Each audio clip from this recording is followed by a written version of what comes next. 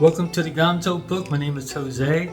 I just got these in, 1/2-inch female NPT valves to attach to my low point drain. So all I have to do is twist, water can come out, and then I can shut it instead of taking the caps off all the time.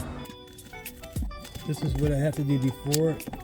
Twist them to get the water out.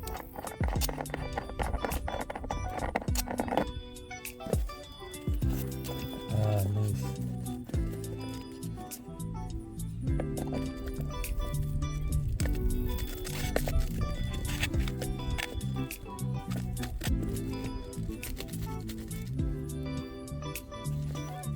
There's no water in there, but now I can just turn it.